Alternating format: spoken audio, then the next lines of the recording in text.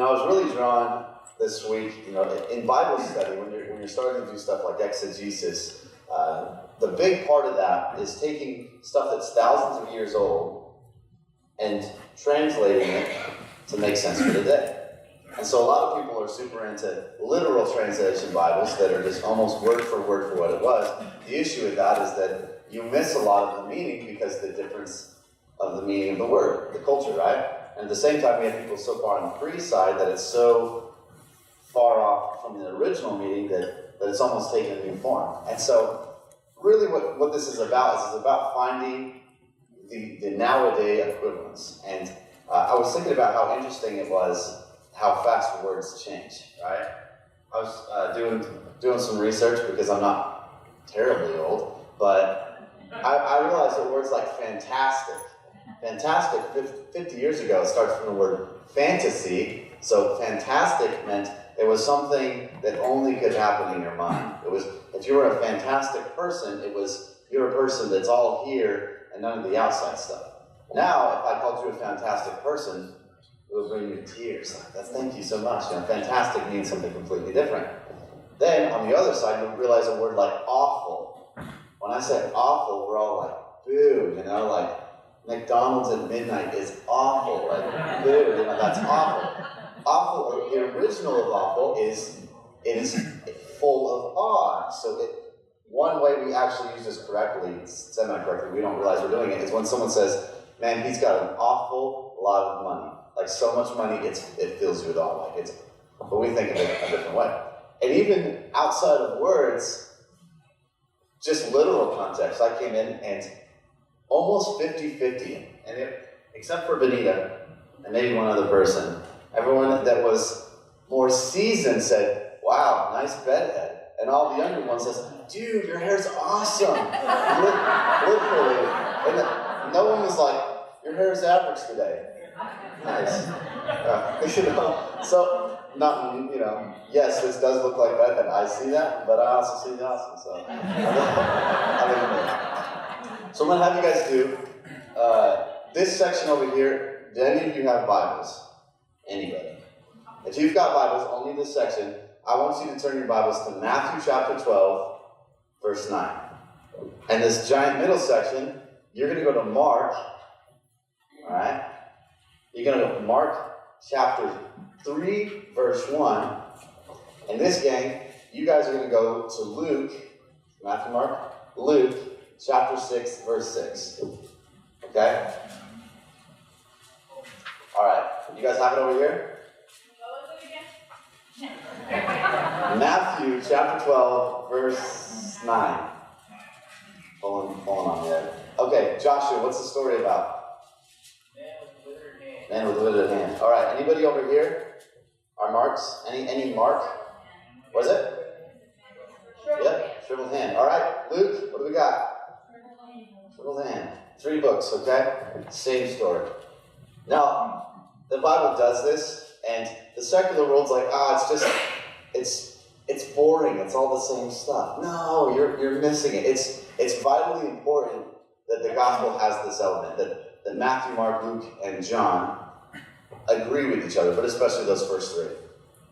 The reason is, and it was a great way that actually Shayla's dad explained to me. It was one of those weird days, like you get up and you're like, hey, good morning, how are you? He's like, good. You know what's funny? And he starts telling me about this. And he was describing these gospels as a car wreck. And I thought, oh, this is good. This is really good. I'm going to write this down. The gospels are a car wreck. Now, what I mean by that, if Ben, come here. Thank you, Ben. And we'll keep with the Chacon trend. DJ, there.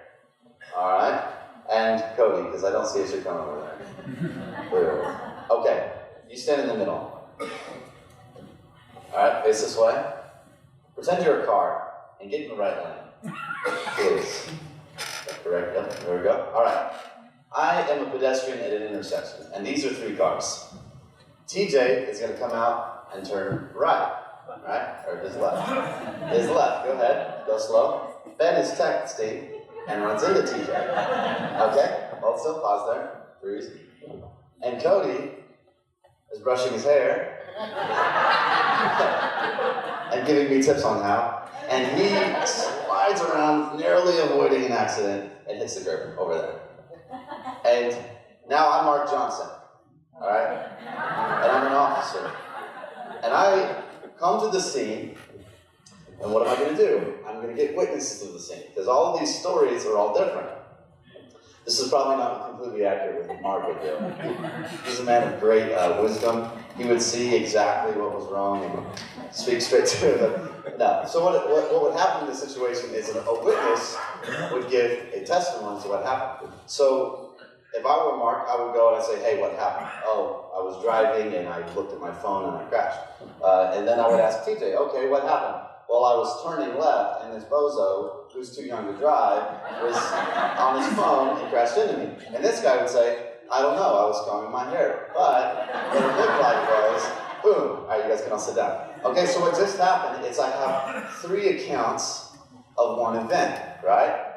And that gives me greater context. Now, and this is why it's so important. When I was a kid, I was taught that aside from murder, hitting and running was the worst thing you could do. Like, the worst possible thing you could do. And the reason was because if 2 of them hit and ran, there's only one testimony, and we're assuming we're not in the middle of the city with cameras everywhere. There's only one testimony to go off of. So the other 2 essentially forfeit their perspective and forfeit those elements. Make sense? So when we have 3 gospels that all tell us about these same events from different angles, what it does is it creates a deeper picture for us, and it also gives validity for all of the Bible skeptics. Right? So let's go. So we got 3, everybody here is in different parts in the Bible, but we're all talking about the same story. And it's a story of the man with a withered hand. And I believe that this is really what God is speaking, not just to the church as a group, but to those of you individually right now who are facing a plateau in your life, or who are facing a wall, or who are facing shame or discouragement. This is a word for you. So what happens in this story is the Pharisees, as per usual, are trying to catch Jesus breaking the law so that they can do away with him. You know, really what it comes down to is a jealousy that they have for Jesus, you know, and for an anger over how different he looks from the Messiah that they really wanted. But they're hiding it, they're masking it as a love for the law. You'll see that too. Plenty in church, you'll see it. So what's happening here is Jesus walks into the synagogue, right? Where all these guys are at. And it's on Sabbath, so it's a Saturday for them. Sunday for us. Yeah, Saturday. And what this would look like at that time, essentially Pharisees were fervent for learning the law. And the Old Testament kind of set us up, the Old Covenant set us up for really the best that you can do is pursue as much knowledge, know the law as deep so that you might not transgress. Like, it was all about that. Like, so on these Sabbaths, what they would do is they'd get together, and really, for lack of a better word, is they would bicker about the law. That's what they would do. You know, if I was, the worst thing to do to be in that time, especially around the Sabbath, was just a regular person. Because we could have a Pharisee, Joshua, and we could have a Pharisee with Cody, and they could both be Pharisees, and they both have authority over me, but they could have wildly different interpretations of what breaking the law was. So, you know, I could comb my hair according to Joshua's. I could comb my hair according to Cody's Sabbath. I don't want to keep picking up. I've got the same thing. And I could not comb my hair according to Josh's. And if I was caught combing my hair, even though he had told me it was fine, if I was caught by this guy combing my hair and working on the Sabbath, breaking the law, I could be put to death. So it was a very, very nerve-wracking time. The way that I described it to the kids is if you've ever had a parent that one of them said to do one thing and left, and then the other one comes in and says to do something else and leaves, you're kind of like, whoa, what an awesome and terrible thing. What do I do? Because if you get, you do one and the other one catches you, then you get a boot, and that's not fun. So it was a very stressful time. But what they would do is they'd get together in these synagogues, and they would essentially bicker about, no, you can't comb your hair, no, you can't, things like that, and argue about it. So Jesus walks into this environment, and contrary to popular belief, he didn't walk into the environment just to go poke a hole in the religious people, just stab him a few times and leave, like his weekly thing, I know, because I know Jesus, and I know that you know Jesus enough to know that Jesus had a heart also for those. He loved those that were the Pharisees as well. And I think the reason that Jesus spoke out so often against the Pharisees, he actually combats religion and the Pharisees more than any other single topic in the New Testament. The reason he's doing it is because he loves them. Not solely because they're oppressing the people he loves. He loves them as well. Does that make sense? So he goes into this environment because he loves them. And what happens is the Pharisees have brought along a man with a shriveled hand. Now, we don't know a lot about this guy, even in the three accounts that we get that have him. But we know this about the culture, is they believed that if there was something wrong with you, if you were sick or you had a physical disability or whatever it was, if there was something wrong with you, it was a result of either the sin of your life or the sin of your family's life, or your father's life. And so, in that situation, you've got a man with a shriveled right hand. And to make it even worse, these people are so symbolic, and there's symbolism everywhere in this culture. But the right hand represented two things, especially two things. It represented authority and power. It's like this is your right hand. If most men were right-handed, as they are now, most of us, there are a few that aren't, and that represented your power, your authority. The more difficult the task, if it was really difficult, you wouldn't try to do it with your left hand. You'd switch to your right when you do it, same as us. But it also represented favor. You think back in the day, you've got Jacob and Esau, the brothers, and they're going to get blessed, right? And a father reaches out the right hand, and then you've got the other story. What's it? Manasseh, and who else? Give it to me, somebody, please. Ephraim, thank you. That's why I married him. Crosses the hands. The right hand was not only the hand of authority and of power, but also of blessing. And so, if I were a Pharisee and I saw a man that had a shriveled right hand, not even just a Pharisee, any Jew that saw a man with a shriveled, not just hand, but a shriveled right hand. That's a detail we would get in one of the Gospels. A shriveled right hand, you would automatically assume that God has stripped this man of power and of favor. Right? Now put yourself in his shoes. You're living in a culture that it's dangerous just to be a normal Jew, a normal person. Let alone you've got Romans and Herodians and this and that are pushing their own things on you.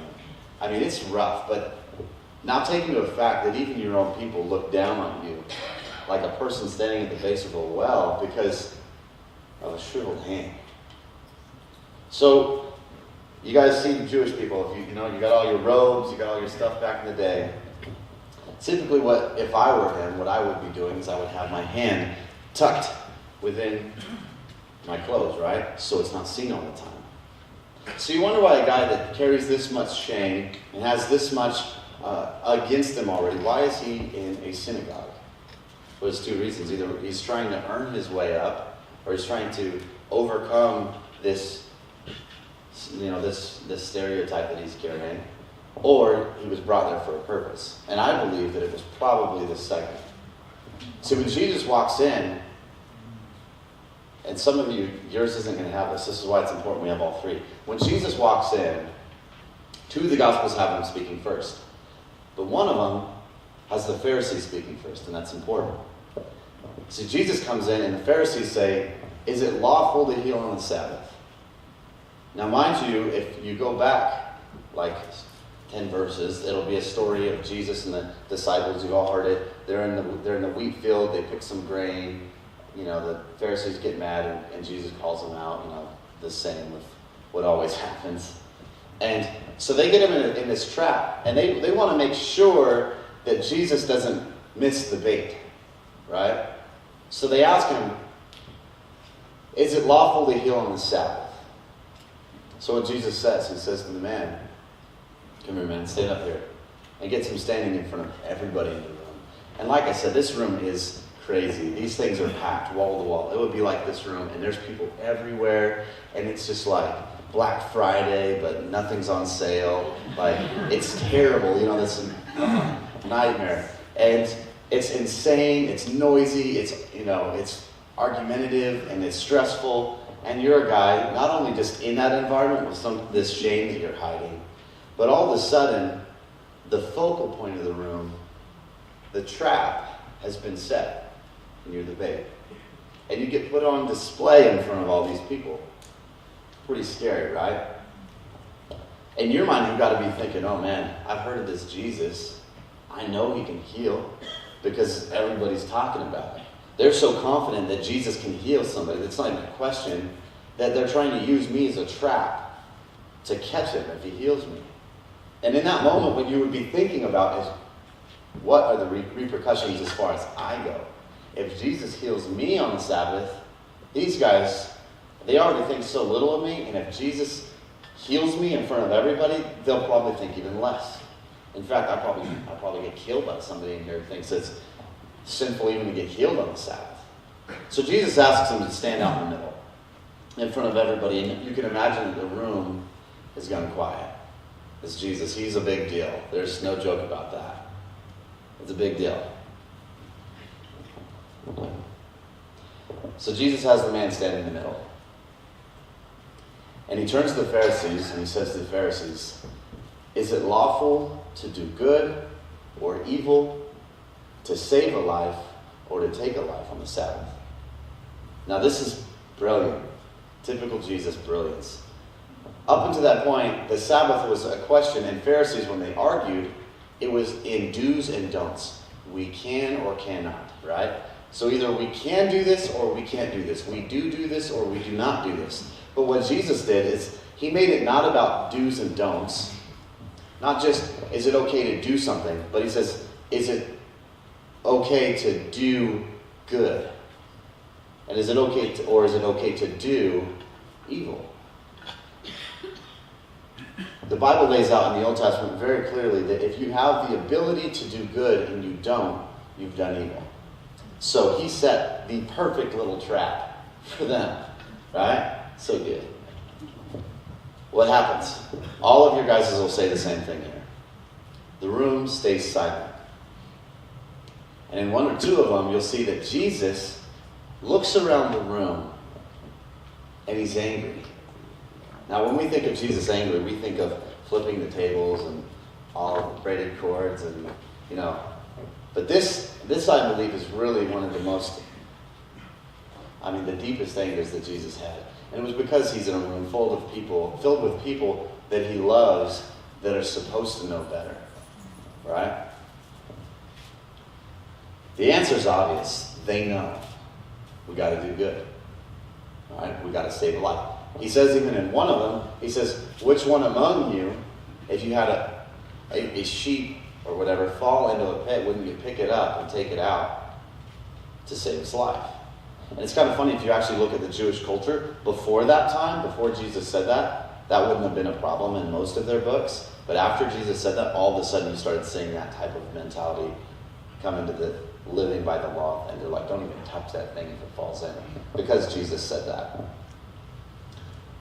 So the man standing there, the trap has been set, the counter trap has been set, and the Pharisees, these who spend their lives supposedly to know and understand the heart of God, and none of them will say a thing. So Jesus turns to the man, and he says, stretch out your hand, right? The man stretches out his hand, and it says it was healed. And in some of them, in a couple of these, it'll say just as the other. Maybe one of the Gospels will say just like the other. No difference. This is amazing. So these guys are worried about Jesus doing something, right? Like going and... So a lot of them were looking for Jesus to go and lay his hands on the guy and pray like some big prayer and do something like that. And he literally just says to him, stick out your hand. And the guy sticks out his hand. That's not breaking the law. The guy sticks out his hand and is healed. Ugh, Jesus is too stinking good, guys. Do you feel me? He is so good.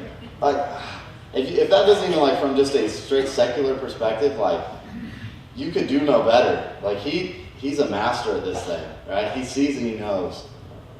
So he tells the man, stick out your hand, and the man sticks it out. You know, in that moment before that, Jesus says, stick out your hand, and there was probably a split second or a few more of hesitation. Oh, man, Jesus, it's a setup, man. It's a trap. You're pretty smart. You should see it. It's a trap, man. They're going to tag you, right? And if I stick my hand out right now, man, dude, everybody's going to see that. And if nothing happens, oh, it's even worse. It's bad enough that those that brought me here know what I am. But for everybody to see it, right? Troy, you can come up if you want. Yeah? You're all welcome. I care about your busy afternoons. I'm sorry, Troy. Would you like to come?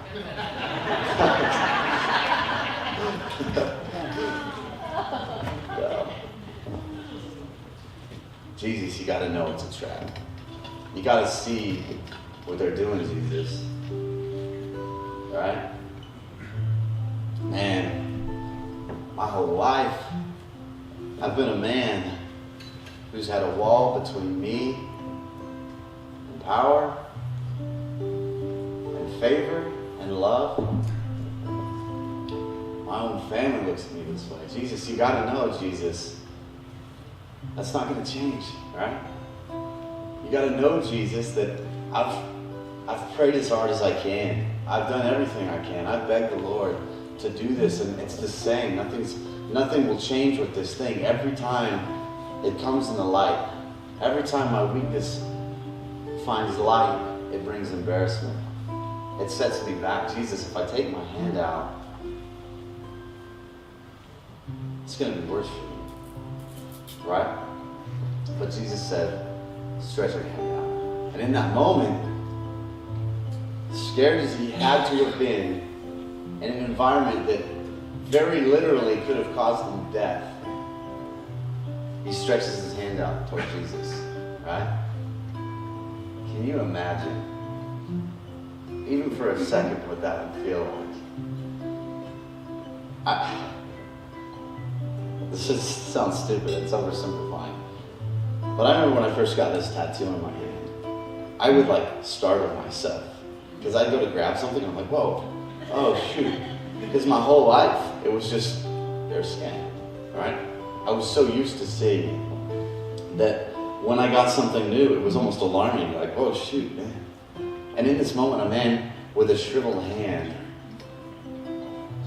to reach out and it'd be 100% new. How much attention do you think he was paying? How much attention was he paying to the Pharisees in the room at that moment? Where does fear go? Right? Where did the shame he carried his whole life go? All of a sudden, through his right hand, the Bible says in the Old Testament, God said, I will take you by your right hand. And you know he knew that verse. It was it was repeated over and over. He said it to Isaiah. He said, I'll take you by your right hand. And he reaches out his right hand. And the Father would take it.